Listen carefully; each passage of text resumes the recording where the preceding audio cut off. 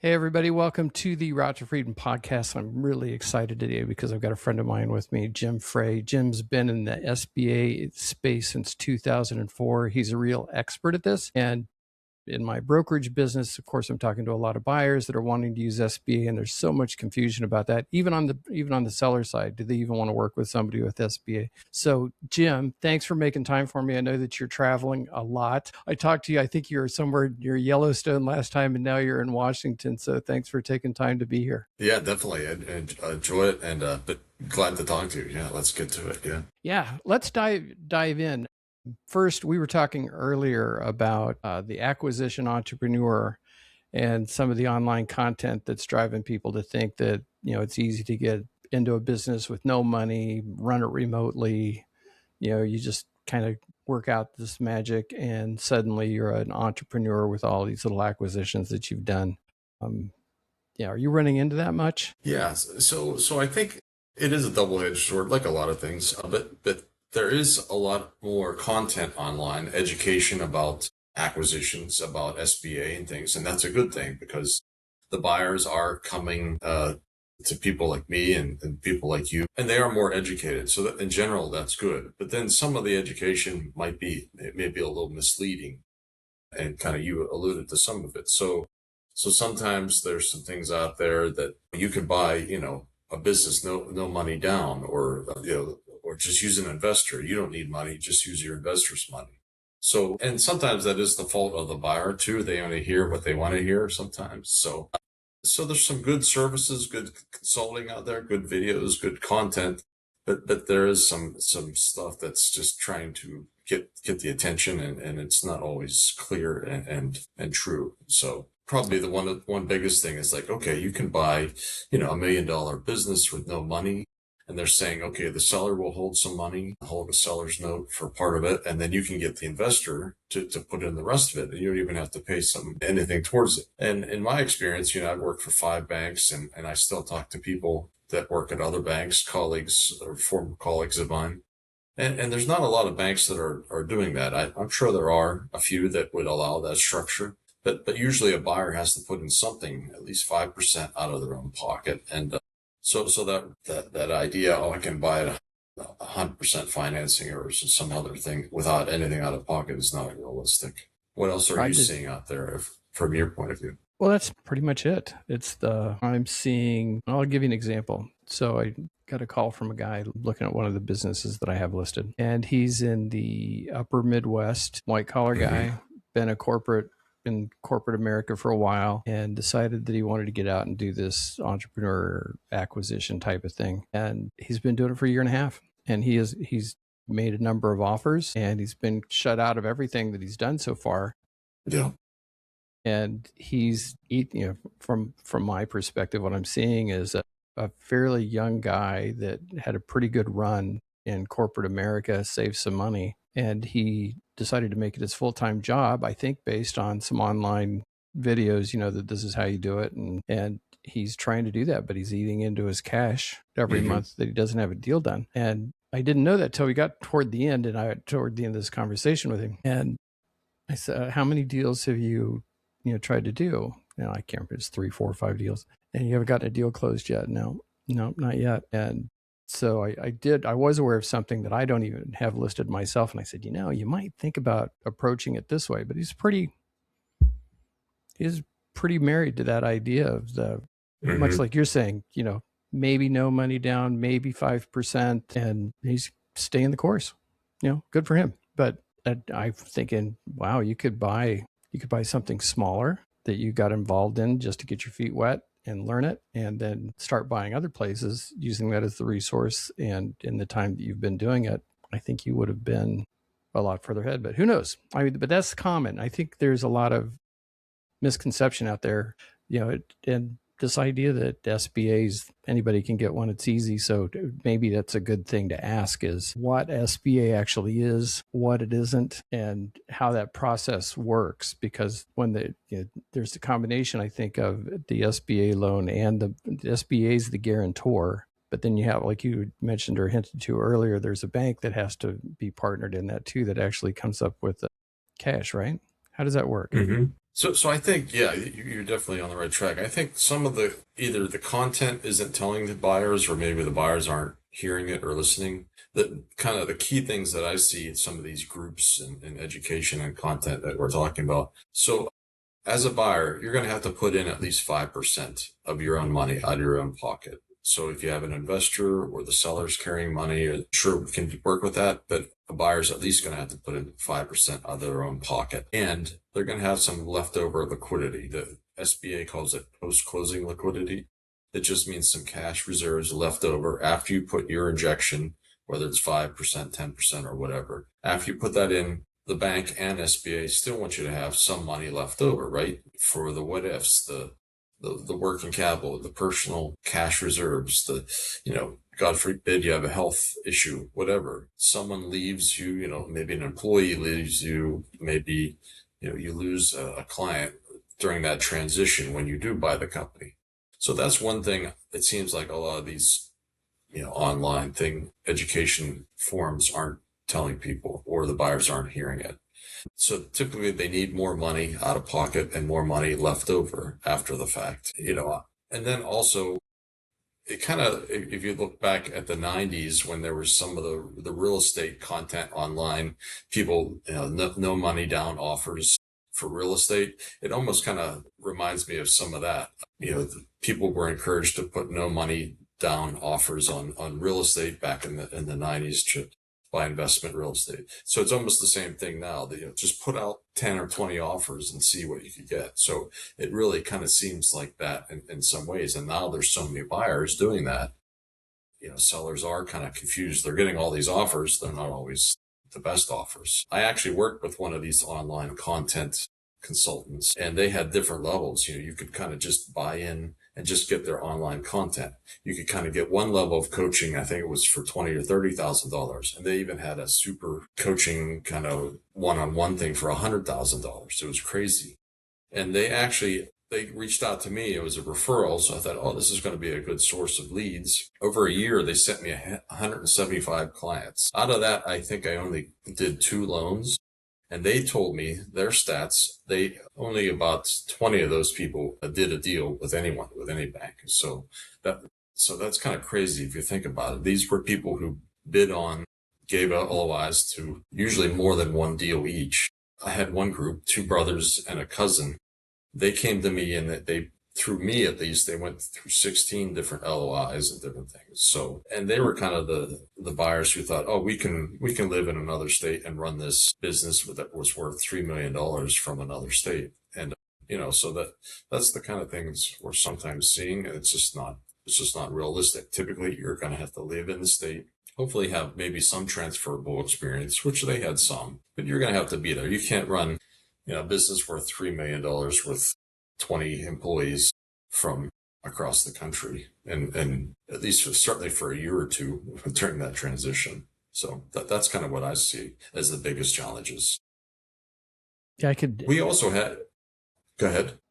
We also had management had a sit down with one of the SBA managers from the SBA headquarters. They see a lot of these deals where someone, often a younger person, would own 80% or 81% and have an investor only own 19% or less, so that they don't have to guarantee it. But that investor has all the money, and that 81% person has very little money. So really all the money's coming from the investor, but that investor's not personally guaranteeing it.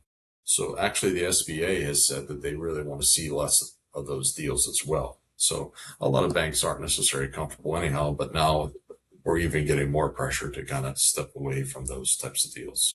Sure.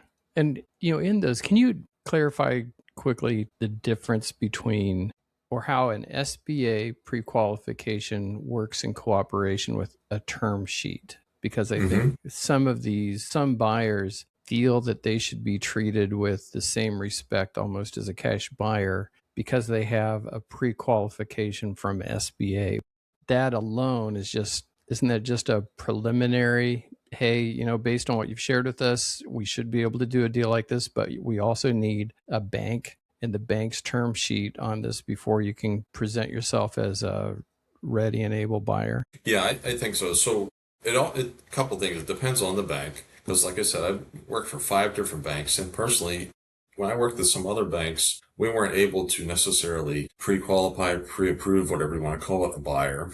Sometimes we would have to take the whole deal and submit it to underwriting, wait 2 or 3 weeks, and then be able to tell them. And it was frustrating for me, for a broker, for the buyer, for everybody involved, because we'd waste 2 or 3 weeks before we really knew. So one of the reasons I came here, and there are some other good lenders like us, we can pre-approve someone or pre-qualify them up front. Usually we need at least the buyer's personal financial statement, and usually just 3 or 4 questions or so, just to understand their income, where their equity injection is coming from, and a few things like that. And we can say, okay, well, this buyer is really, they could get a loan up to $1 million or whatever it is. And I can put that in a letter, and that myself and a manager has usually looked at that. So then they can go shopping, and that letter should be able to, qualify them. It's not like a cash offer, because cash, obviously, it's less headaches, there's less contingencies, and it's going to be a lot quicker. An SBA deal, the quickest deal I've ever really encountered was about 22 days from start to finish. Often they'll be 30 to 45 days, sometimes more. So that's what's realistic. But yes, we can pre-screen the buyer up front. And then when they have the seller in mind, what we do, and some banks do, take the personal information, the seller's cash flow, I take it to a decision maker, give me a quick look, and then I'll give a pre-approval letter. And then they can actually count on that. We still have to go into underwriting. But what you were saying, some banks will give just a term sheet.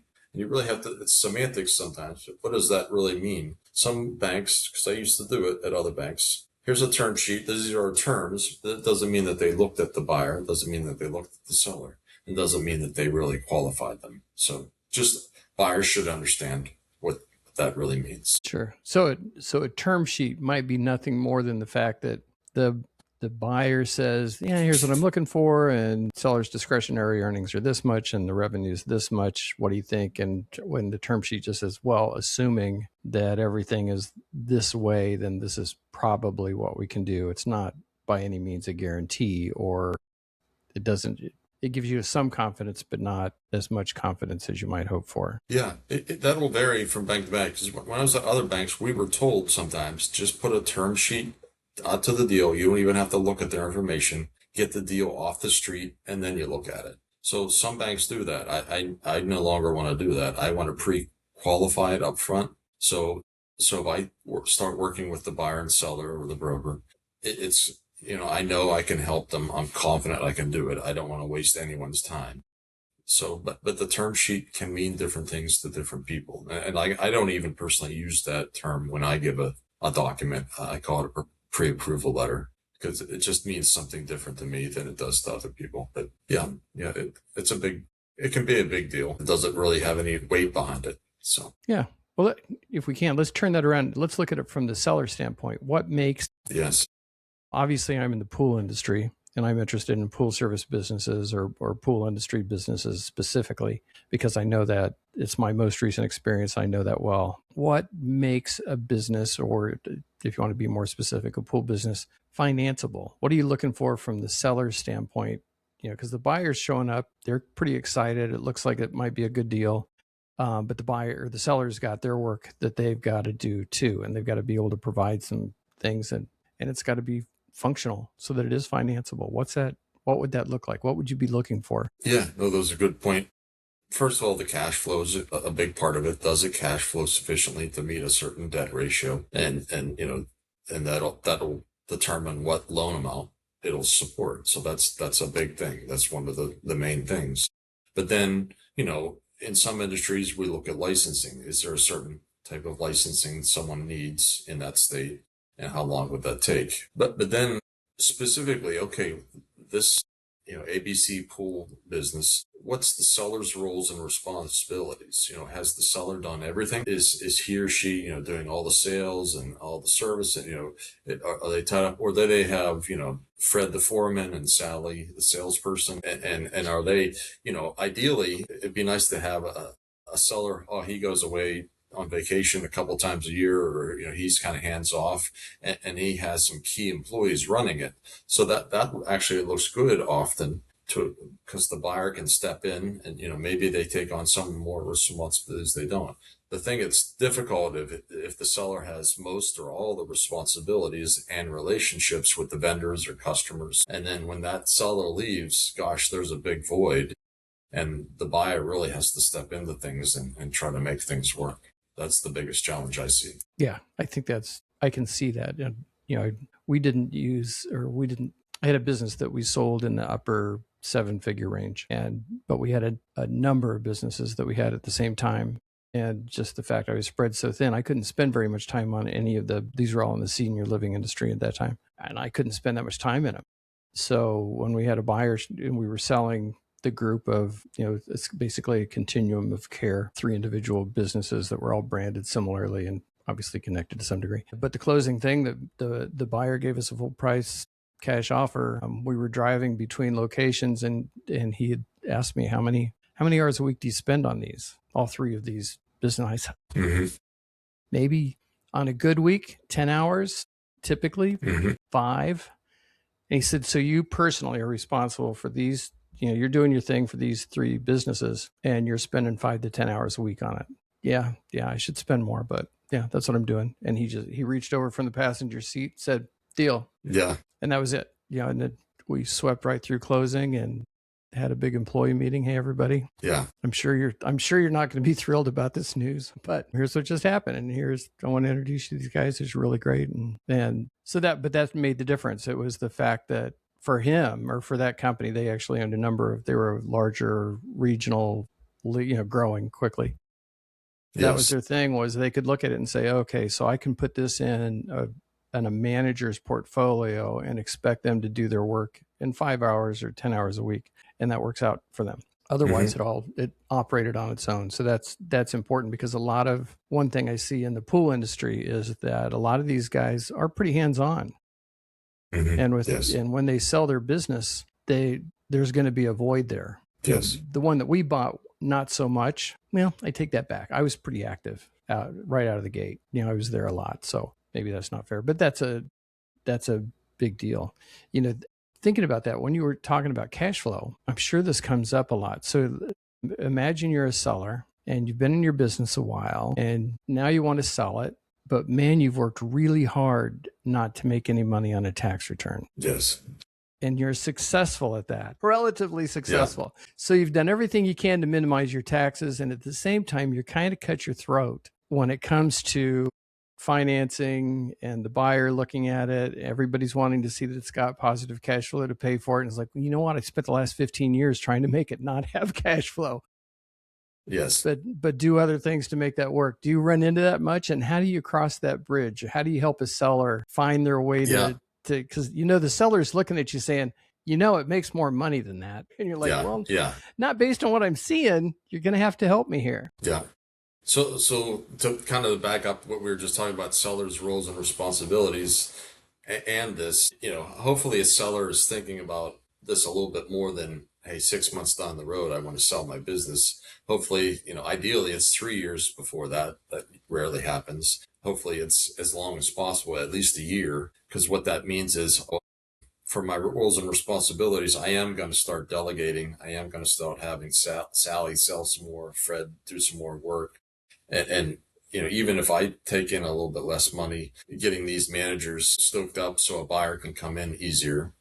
And then what you're saying too, a lot of accountants, their role is to save you on taxes, right?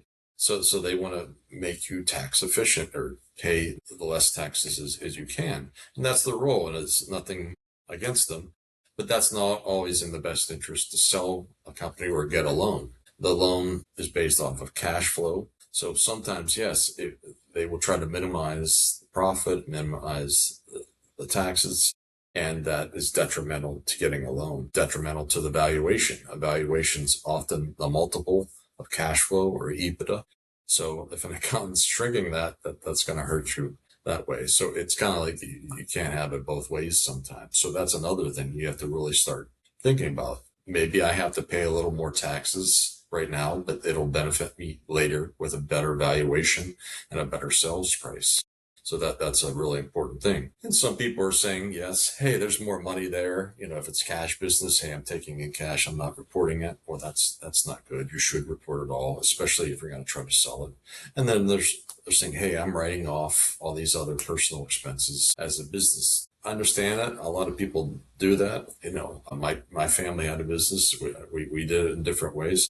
But when that gets a little bit too extraneous, too extreme, that can again hurt you. And we can't always add those back, as they say. So we can't always use those write-offs to your benefit. Sometimes we can use some things. But so yeah, that's something you should be talking. I would say to a seller, hey, start talking to a broker, start talking to someone about that exit planning ahead of time, not just when you want to sell it, but a year or 2 or 3 ahead of time, and see what's the best way. And then weigh the pluses and the minuses with taxes. So if you were, let's say that you're in your 60s, you have not done, you're not prepared, but now you're selling.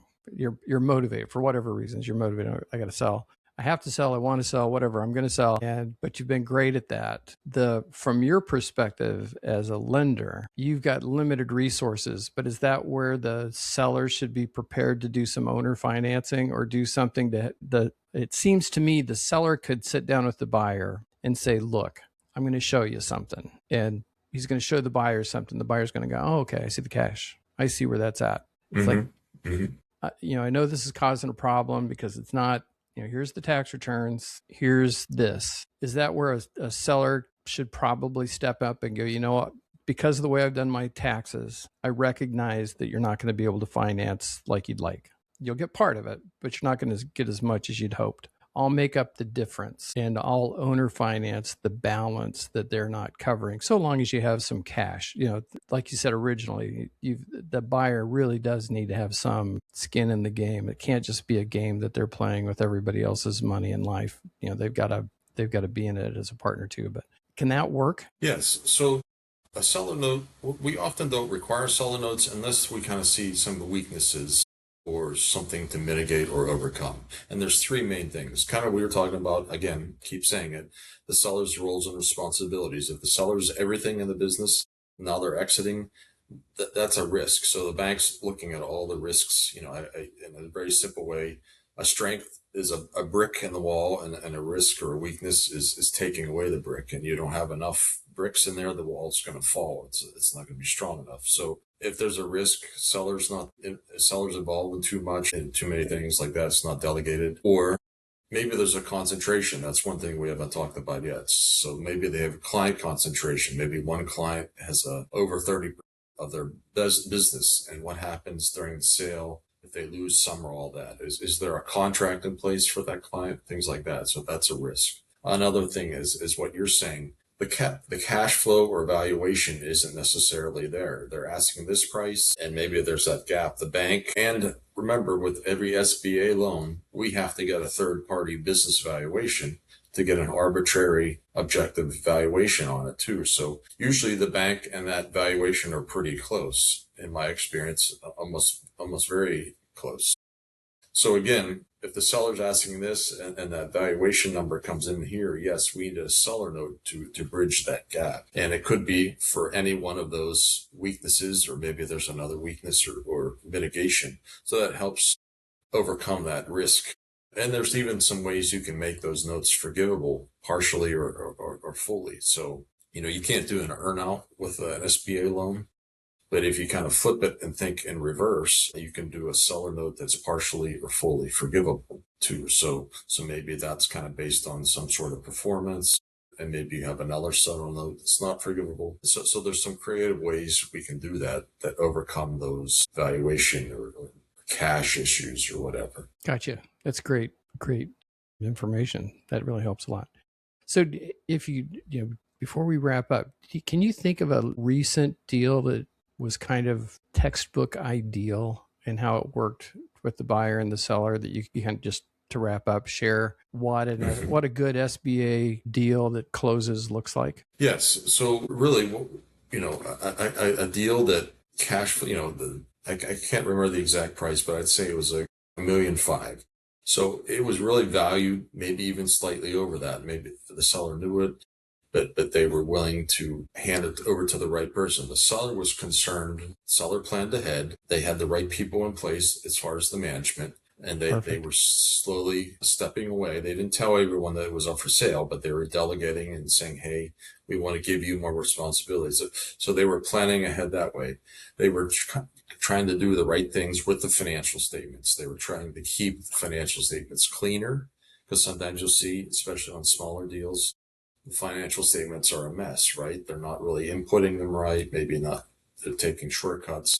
Maybe not even always using the accountant as much as they should. So the statements were clear and clean, right? And so they were willing. They could have maybe got maybe $100,000 or $200,000 more, but they wanted to get the right buyer in place. So I remember they had like 3 offers, and the one person was really clearly a good person, that they were strong. So the buyer had enough cash and some post-closing leftover liquidity. Their spouse worked, so there was an outside income as well. So that just helped the bank. It wasn't mandatory, but it helped the bank be more comfortable about that buyer. So they had the down payment, little cash reserves, outside income. They did have collateral. We can do deals without collateral, but again, it just made it stronger. So the seller did their part, lined up the employees. The cash flow was strong. Financials are strong. So we really didn't need a seller note because everything looked good. There were no concentrations. So it was a pretty clean deal. The seller and buyer got along. They had something, they were both flexible. Sometimes I see the buyer comes in with this, and their attorney, maybe the attorney's trying to impress people. Here's a big 50-page purchase agreement, right? And it's for, a basic business, and that scares away some of the buyers. In this case, the attorney was pretty good. Here was a reasonable agreement that they both went back and forth, did a couple changes, and it went well. Because sometimes I see, a buyer will come in with this crazy agreement. Maybe it's from the private equity world, or it's one of those online consultants, who knows? And it either scares them away or they go back and forth. I've had recently, the past 3 deals have gone back and forth like crazy between buyer and seller attorneys making changes, like for weeks and even months. And we've been ready to close except for that back and forth. But in this good example we're telling about, that didn't happen. So they were both reasonable. They were both willing to compromise and do some things. And so that's a big thing. I mean, it's kind of a boring story in a way, but that's the buyer that's probably the goal. And one thing we see on those online people is like, you can buy a $3 million, it's like when I go out and buy a house, I could probably buy this price house, right? With my income, but it's reasonable here. Same with the businesses.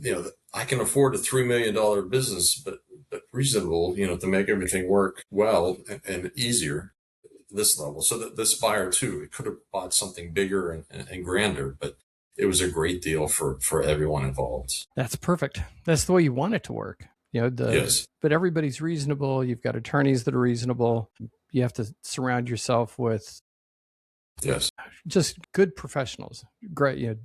One of the industries that I was in was real estate, and I was a broker of record for a fairly decent sized office in the New Jersey, New York area. And we would see deals come through, and the best agents knew who the best attorneys were, knew who. It's like, all right, who are we going to use for inspection? Who are we going to use for attorneys? And before they would approve, if they were good, they would go to the buyer's agent and say, who's the attorney going to be? Well, what difference does that make? Makes a lot of difference. Who's your attorney? Before we accept this offer, we want to know who we're working with. I'm working with this guy. No deal. And they'd literally just say, not going to happen, and walk away. But that's a pretty tense market. And they would just there's 5 people right behind you. If you can't get a good attorney, I'm not going to work with you. I don't care. You say it's more money now, but as soon as we start working with your attorney, deal's going to go south. So they just wouldn't do it. So you're right. There's a lot of value for gray hair, literally. Yes. Nothing personal. Yes. I'm losing my hair. You get to keep your hair. Your hair's turning gray. Mine's a little bit gray, but yeah, you need some gray hair out there to help you get through it, so that they can tell you, this is not something to worry about. This is not a big deal. Or I'd be worried about that. That could bite you in the butt. We want to make the deal happen, but it's so like your example. That's what I love about that example. It sounds like everybody was level-headed. No, Yeah. nobody was looking to be a hero. Everybody was looking to be reasonable. Nothing had to be absolute or perfect, but that's good enough. Yeah, that'll work. Okay. Yeah, that's basically there are two curbs, and as long as they could stay between the curbs, everybody's happy. And that's all you need to make a deal work. And sellers can get emotional, and I totally get it. My father sold a business, a large cabinet manufacturing business. I sold kind of another part of the family business on a seller note. So I understand, there's a lot of emotion, blood, sweat, and tears. And, there's a lot of things that sellers can get attached to, and that makes sense. I was too, and I can see that. But this seller was reasonable, and it kind of stepped aside from his ego, and he said, I could do this better. I've always wanted to do this better, and I couldn't. It wasn't in my wheelhouse, and so it's unusual to see someone like that. And he's like, hey, if you did X, Y, and Z, I wasn't really able to do very well at that, but he was forthcoming in his weaknesses as well. That's what I would encourage people as well. So everyone's trying to show the best of it, but show the other side of it too, and you'll get people to trust you better too, I think. Yeah, absolutely. So before we go, Jim, will you tell everybody, give them the scoop on you, how to reach you, in case somebody watches this and they're like, I need to work with somebody like that? Sure. Like I said, the main thing is I want to use everyone's time wisely. So if you're looking to buy a business, I can kind of pre-screen you to see how much you as a buyer could buy, how much of a loan you could buy, and I can help you kind of just pre-screen yourself, so you can go to a broker or a seller and say, hey, look, a banker has looked at me. This is what I'm kind of qualified for. And it can help you start thinking about the right questions to ask and how a bank thinks and things like that. When you find a seller, let's continue to talk. Like I said, need the personal financial statement, and the seller's three years typically. In about a day, I can get you a pre-approval, and that actually means something. As I mentioned, a top decision maker has looked at it, and we're comfortable with you as a buyer. We're comfortable with the seller. We still go through about 2 weeks underwriting, but that way it eliminates time and hassles. So reach out to me at any one of those stages, and I can help you through. You can email me, we can talk by phone, and I can go through different scenarios. Hey, what if this, what if that? And I can help you through that process. Some people work with me early on before they start shopping. Some people work before or after the LOI. So it's kind of up to you how you want to do it. Perfect. I'll put Jim's information in the comments below. So if anybody's watching this and you want to be able to get a hold of Jim, you'll be able to find that information. I could highly recommend him. He's a fantastic guy, does amazing stuff, and he's super smart. So it's very helpful to have maturity and wisdom on your side. So Jim, thanks for making time for us today. I appreciate that. I know you're out traveling right now, and typical to his character, he's like, sure, I'm on the road right now, but if you don't mind that, I'd love to talk to you. So, and here he is. So that's just the kind of guy he is. Thanks a lot for being here, Jim. You're amazing, and I appreciate so much time. Thanks. I enjoyed it. Great talking to you anytime. Thanks very much. Sounds good. Hey, thanks for being here. See you later. We'll see.